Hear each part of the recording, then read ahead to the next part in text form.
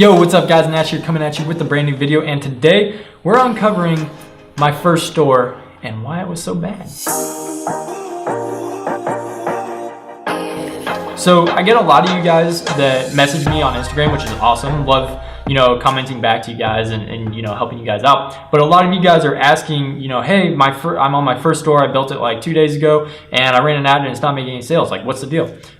So I just wanted to let you guys know that I actually had like 3, maybe 4 stores live before I actually made any sales. Well, I think I made like 2 sales, but it wasn't really anything worthwhile. So I want to go over what my mistakes were in those stores and how you can kind of avoid the mistakes that I made so you can actually start making some money off of the advertisements that you run in your store. So I wish I had the store that I could show you guys. I so wish, but I shut it down because I didn't want to pay 29 bucks a month. But this is actually the Facebook page for it. As you can see, there's like literally nothing on it. But I had some super dope designs. Okay, so I had like this shoot film. It was called Set Swag. It was for filmmakers. It was kind of like apparel for filmmakers, so it was print on demand stuff. But I had these like really cool designs, like shoot film. I actually have some of them here, like this one or this one. This is my favorite. We accept major credit cards, Discover, Visa, Apple Pay, but we don't expect it, or we don't accept exposure. Well, look at it there, my exposure ain't worth shit. So this is, this sort of vibes with filmmakers because I don't know if any of you guys can relate, but a lot of times people ask you to do work for free for exposure or for credit, which a lot of people don't like doing. So, this kind of vibes with it. And then, shot list, which if you don't know what a shot list is, basically it's like the camera angles that you want. But this was sort of a funny take on it. So anyway, so those were shirts that I thought were like sick. Like, dude, I would wear those. But obviously they didn't work, and I'm going to tell you why.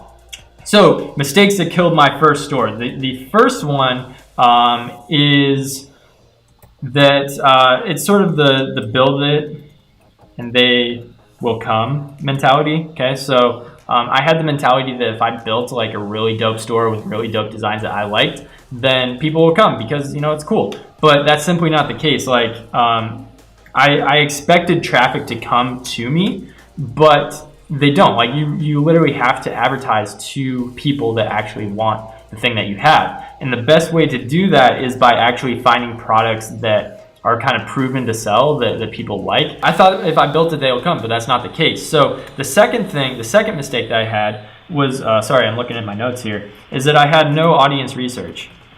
Okay, so what do I mean by that? Essentially, I thought, because I was in the filmmaking industry at the time, this was back in like July, I was making movies, like feature films that were in theaters. And I was constantly around people that were on that. And I just thought that there was a lot of people that are interested in that.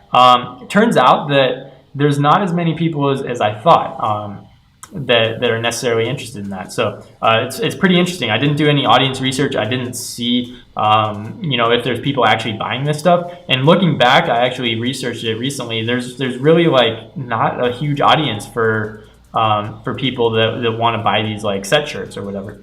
There's definitely a few, but it's hard to make a scalable business because there's only a few, right? So I did no audience research. Number 3 is that I didn't find hot products. Okay, so this kind of goes in with the whole no audience research thing. Is I didn't find hot products. Generally, if I'm doing a print-on-demand store now, which I talked about in a previous video, I'll go ahead and find products that are sort of hot, designs that are hot, sayings that are hot, and then I'll sort of design based off of that. But what I was doing is making my own designs that I thought were funny, that were cool, whatever. But they had no track record of being able to be sold. And because I didn't know what I was doing at the time, it's very difficult to sell a product like that. So I didn't find hot products. And if you're doing drop shipping, obviously this would be like finding hot products that are currently selling right now on AliExpress, which I can show you how to do real quick. So I'll just go to AliExpress. So let's take, for example, this rose. I have no idea why this just popped up because I don't remember ever looking at it, but so it has 1,029 orders. Seems like a lot, right? But when you scroll down, you can actually go to, so this area where the transaction history, you can see they sold one today, February 5th. I'm filming in advance. 1, 2, 3, whatever on February 2nd, a few on January 1st. Like, it's not really selling right now. So yeah, it has a lot of orders, but it's not selling right now. So you want to find products that I would say at least have an entire page filled with one day. Ideally, maybe like 2 to 3 or more, because that means it's selling right now. So if you haven't found a hot product, definitely keep looking. Don't try to keep marketing the same thing that's not working, because you're just going to end up wasting money, and it's not a good situation. So definitely go ahead and find some hot products. Number 4 is I didn't know Facebook marketing, okay? Because I was marketing this all on Facebook and literally had no idea what I was doing. So I I watched a few YouTube videos and I was like, sweet, this should probably be easy. So I did this targeting, and I think the targeting ended up being like 15,000 people in it. So it was like super small, which goes back to the audience research part. But yeah, so I didn't know the marketing, so I was marketing to these 15,000 people. Nothing was hitting. I ended up spending like $200 because, again, I didn't know what I was doing. But I was like determined to make it work. I was like, yeah, I just need to spend more money and eventually it'll hit. That's not the case. If it doesn't work, it doesn't work, and cut it. So yeah, if you don't know Facebook marketing, definitely start out with Instagram if you can. Not every niche, like the niche that I was in didn't have any Instagram influencers, so I just switched it up, did something different. But yeah, if you don't know Facebook marketing, I would suggest not starting with that, especially if you don't have much of a budget, because it's very hard to make back your ROI fast on Facebook. Eventually, yeah, you can, and much more, but initially it's very difficult to make back your ROI. So yeah, so that's why.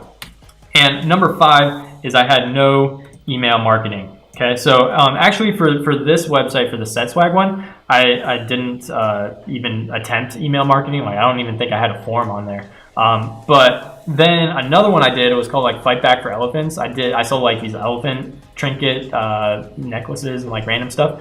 But yeah, so I had some email marketing on there, and I was sending traffic, and people were like signing up to the email list. I had like 120, 150 people on the email list, but I literally never did anything with it. And it's so embarrassing because like I had that many people on the list, but I literally did nothing with them. I didn't send any follow-up emails, like nothing.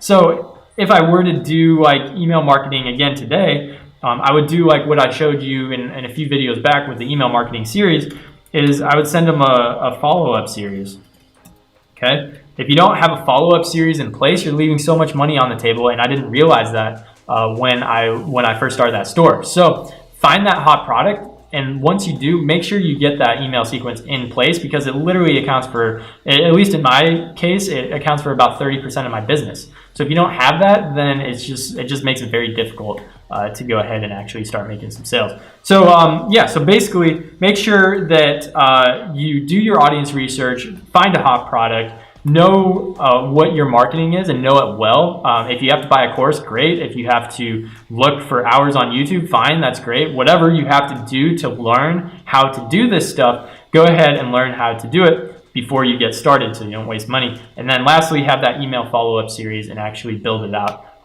to be good. Actually, guys, I have one more that I thought about here, and that's time management. I spent so much time just like fixing logos, fixing the website, making it look perfect, doing like awesome t-shirt designs, at least that I thought were awesome. I spent so much time, like maybe 2 weeks, setting up this store, which, I mean, it's just a lot of time. There's sometimes where I set stores up within a few hours nowadays. So what I would recommend doing is get that store up as quickly as possible, get those designs, get the products, if you're doing drop shipping, whatever it is, up as fast as you possibly can, so you can start testing with ads and ad copies and different audiences and all that stuff, so you can eventually find what works. So then instead of spending 2 weeks doing the store, you spend maybe like 2 days doing the store, and then that extra 12 days marketing, and you already made back your ROI and know what works. So it's just about speed of implementation. Make sure you figure out what's an important necessary factor and what's an unnecessary but like sort of important, but you can put it on the back burner type of factor for your website, and kind of list those out.